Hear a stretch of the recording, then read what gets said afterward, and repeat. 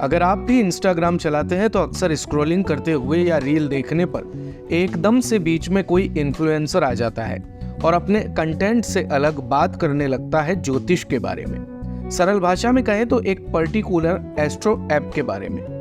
लेकिन अगर कोई एक इन्फ्लुएंसर ऐसा करे तो बात समझ में भी आती है, लेकिन थोड़ी देर में आपको ऐसे 4-5 कंटेंट क्रिएटर दिखाई देते हैं जो बस एक ही रट लगाए हुए हैं कि कैसे एक एस्ट्रो ऐप ने उनकी जिंदगी बदल दी।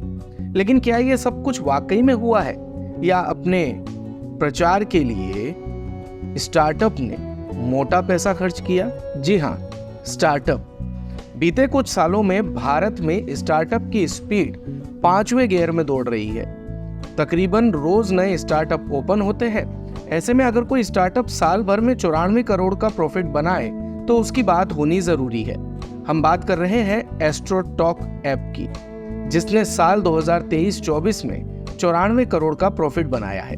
ये प्रॉफिट कोई तुक्का नहीं है, क्योंकि उसके पहले के साल में भी ऐप ने 27 करोड़ रुपए मुनाफे के तौर पर छापे थे।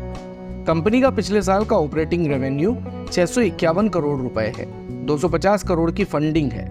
ऐसे में इनकी कुंडली तो बतानी बनती है। वित्तीय वर्ष 2022-23 में 74 करोड़ रुपए और 2023-24 में 157 करोड़ रुपए। मार्केट में इस बात की चर्चा भी खूब थी कि New York based left land capital और एलिवेट वेंचर्स से जो 250 करोड़ की फंडिंग मिली थी, उसका बड़ा हिस्सा मार्केटिंग पर ही खर्च किया गया। मगर क्यों? क्योंकि ऐप को ज्योतिष और पूजा के जिस मार्केट में अपनी जगह बनानी थी, उसका बाजार साल 2023 में ही 5 लाख करोड़ के पार हो चुका है। बाजार की भाषा में कहें तो स्पिरिचुअल ई कॉमर्स का बाजार, जिसका मेन फोकस है ज्योतिष, रत्न, शादी, पूजा सामग्री वगैरह।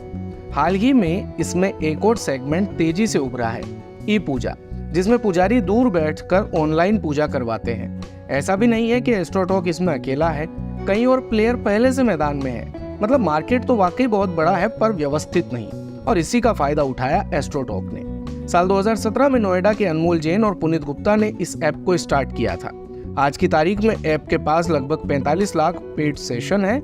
महीने के 60 लाख सेशन फ्री वाले उपलब्ध हैं। हालांकि 45 लाख सेशन का मतलब इतने यूजर या कस्टमर नहीं है, बल्कि इसका मतलब यूजर के ऐप पर उपलब्ध एक्सपर्ट से बात करने से है।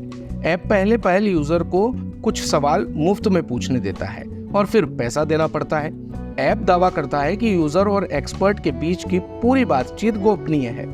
अब वाकई में इस बातचीत से कोई फायदा होता है या नहीं, वो तो हम नहीं कह सकते, मगर कंपनी का प्रॉफिट तो स्पिरिचुअल टेक में खूब चर्चा बटोर रहा है।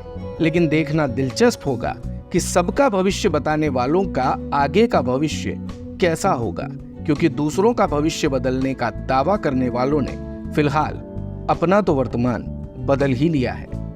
दिन भर की सारी अपडेट्स के लिए सब्सक्राइब करें भारत कवरेज को, और हाँ, बेल आइकन दबाना ना भूलें ताकि आप रहें अपडेटेड हमेशा।